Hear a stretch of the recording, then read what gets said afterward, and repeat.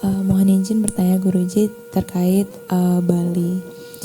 Yang dulu Guruji selalu jelaskan bagaimana tanah-tanah dijual dan di mana angka bunuh diri di Bali paling tinggi tapi memang gak ada yang pernah lapor. Itu sekarang sebenarnya udah mulai tersurface Guruji. Sebenarnya kalau udah mulai bicara dengan banyak orang, banyak yang sudah sebenarnya merasakan bahwa Bali juga apalagi setelah pandemi itu mulai seperti dijajah secara tidak langsung, karena kalau mau melihat juga jangankan pendatang yang domestik, banyak sekali pendatang yang internasional bekerja di Bali.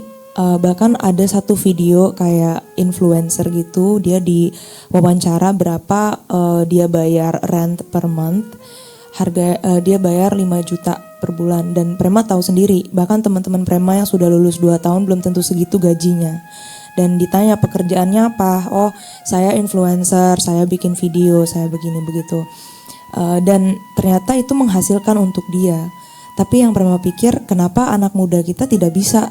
Maksudnya bukan berarti harus jadi influencer, tapi if we are, kalau kita memang penduduk di Bali, harusnya kita bisa juga dong menghasilkan the same amount of money.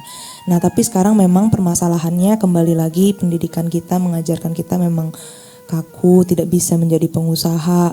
Jadi sebenarnya sedih, dan melihat juga contoh sebelumnya misalnya Hawaii sebagai suatu pulau pariwisata, mereka juga warga lokalnya mulai tergusur karena banyak pendatang asing yang membangun secara berlebihan di sana, dan itu kondisinya sudah sangat parah, dan Bali sepertinya Prema lihat sudah menuju ke sana.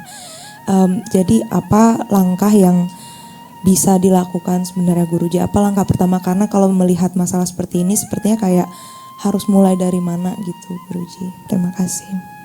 Perlu revolusi dan kalau enggak ada jalan keluarnya. Revolusi yang saya bicarakan ini bukan berantem di jalanan ya, bukan seperti itu. Tapi revolusi dalam pengertian kita secara tegas bisa mengatakan tidak. Ini yang belum terjadi. Soal tanah, soal penjajahan dan sebagainya itu sejak tahun 90-an, kalian belum lahir. Saya udah bicara di Bali Post, di Radar Bali, entah.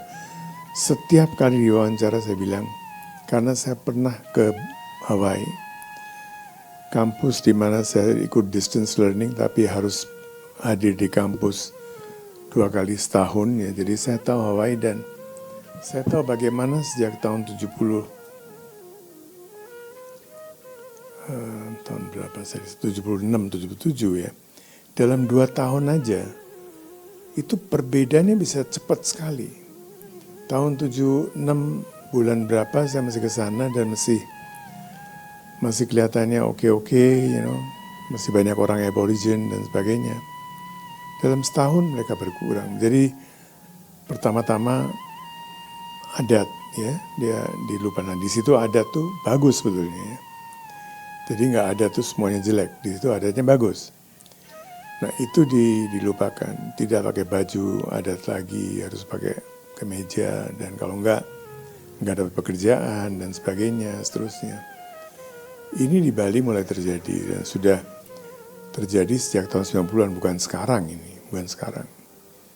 Sekarang baru seperti yang kamu bilang, mulai ada di surface, bisa kelihatan. Tapi yang kelihatan di surface ini cuma satu lapisan kecil, tipis sekali. Di bawahnya itu sudah berakar, berakar sekali. Sekarang bayangkan satu pulau yang paling kaya konon katanya ya, karena pariwisata, penghasilannya paling tinggi dulu pernah kita mencapai prestasi itu ya. Sekarang saya nggak tahu. Sekarang aja sudah overloaded. Bali itu udah overloaded. Dan dari zaman Soeharto, makanya saya bilang kita nggak punya otak, nggak pakai otak kita ini. Di zaman Soeharto itu ada menteri namanya Sarwono Kusumatmaja yang ada tanda tangannya di salah satu prasasti kita. Dia sudah melarang Menteri Lingkungan Hidup. Kantornya lebih jelek daripada ashram kita, kecil kantornya. Lingkungan hidup itu kecil sekali kantornya. Tapi berada di kantor itu dia bisa mengambil keputusan-keputusan yang Soeharto mau menerima waktu itu ya. Kuta nggak boleh ada hotel lagi karena lautnya sudah tercemar. Nggak boleh orang mandi di sana, akan kena kanker kulit. Setelah Soeharto lengser, hotel bertambah terus di sana. Zamannya Pak Mantra ketika menjadi gubernur, dia mengkhususkan Kuta itu backpackers. Dan backpackers tidak perlu hotel mewah. Yang sekarang kamu lihat di situ ada jalan apa itu yang Popis. Itu hotel-hotel dulu kecil-kecil. Dan pemiliknya orang Bali. Pemiliknya desa adat. Ada yang punya 5 kamar, 10 kamar, 6 kamar. Jadi orang yang tingkatannya agak ini sampai tahun 79, ketika saya di Bali, kalau mau bawa guest atau mau bawa apa itu, nobody wants to live in Kuta, nobody wants to stay in Kuta. Legian mungkin masih baru muncul Hotel Padma yang agak lux sedikit ya, Padma atau apa di sana itu ada hotel di Legian tuh. Itu baru muncul, Canggu belum ada apa-apanya ya. Tapi justru turis itu diajak untuk ke Sanur, which was a good idea. Dan Sanur itu tagline-nya apa? Mereka mengutip kata-kata Nehru waktu Nehru pertama kali datang ke Bali.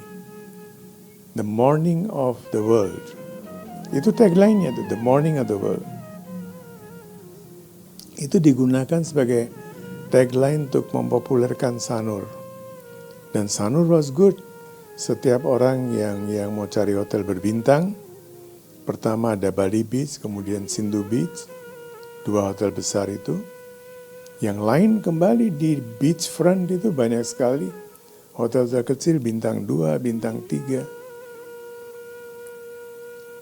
Tapi atas nama growth dan ekonomi dan kita diberikan harapan. Harus berkembang, harus begini. Sekarang pun coba cari tahu sekarang. Do some research on your own, Prema. Ajak teman-temanmu untuk melakukan research ya. The happiness index. Kalau masih ada orang yang punya kakek yang masih hidup ya, dan dia pernah mengalami tahun-tahun 60-an, 70-an di Bali, dan dia sudah punya usaha atau punya apa ya. Was he happy then or now? Tahun 70-an ya, yang namanya ngaben, it was a very simple affair. Ceremonies were very, very simple. Perkawinan simple, ini simple, itu simple. Sekarang apa yang terjadi?